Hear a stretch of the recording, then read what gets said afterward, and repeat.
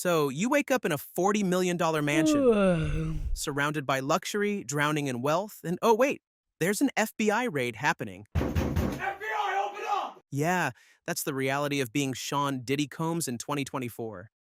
One minute you're the bad boy for life, the next you're trending on Twitter for reasons that make R. Kelly look like a jaywalker. And guess what?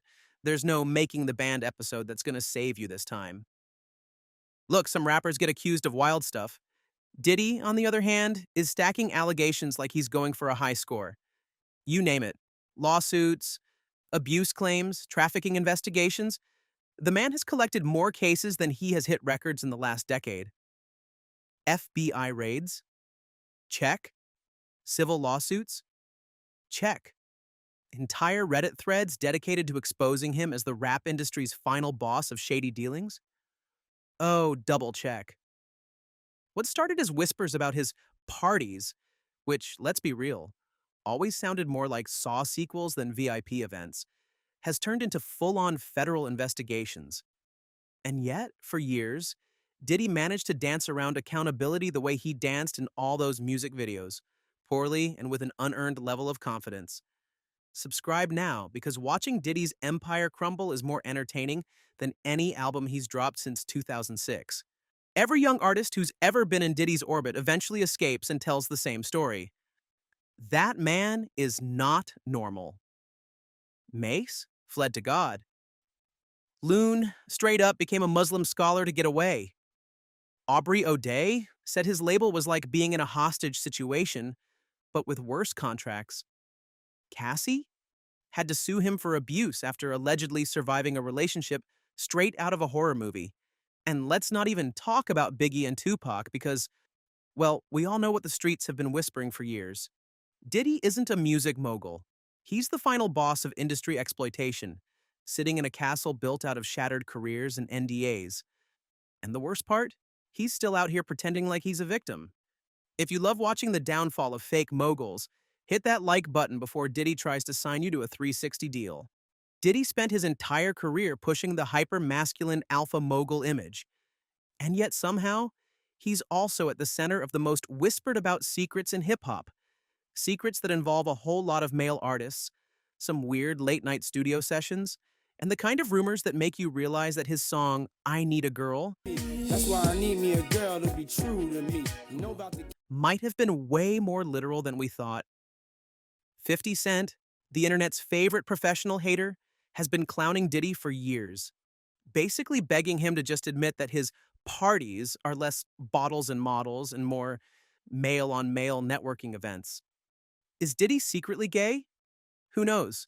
The real issue isn't his sexuality, it's the hypocrisy.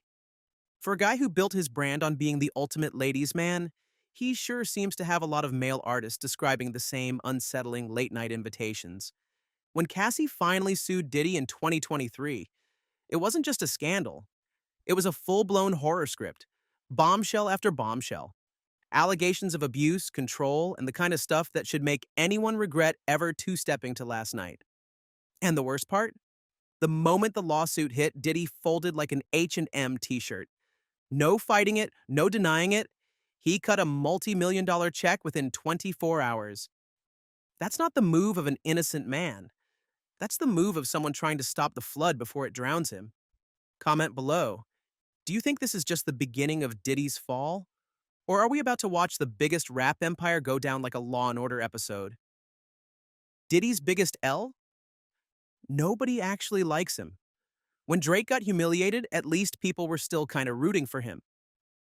But Diddy, he built his career by screwing over everyone, and now, no one is stepping up to defend him. Nobody's saying, nah, Diddy wouldn't do that. Nobody's rushing to his defense. Nobody's standing by him, except his lawyers, and even they look exhausted. The industry isn't just watching him fall, they're celebrating it. Williams danced to Not Like Us during the Super Bowl. That's cute. But if Diddy goes to prison, expect an entire halftime show dedicated to it. Diddy's empire is burning, and the feds just showed up with gasoline. The raids? They aren't just for show. These aren't let's check his taxes kind of raids. These are we might find something that puts you under the jail type of raids. And when they dig, they're going to find everything. Remember how they got Al Capone on tax evasion? That's the kind of energy we're seeing. Even if they don't get Diddy for the worst of the accusations, he's going down for something. If you thought this was bad, just wait. Because once one domino falls, the rest come crashing down. And Diddy, his whole life is a Jenga tower built on lawsuits, NDAs, and blood money.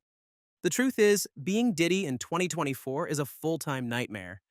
The only thing worse than his actual crimes?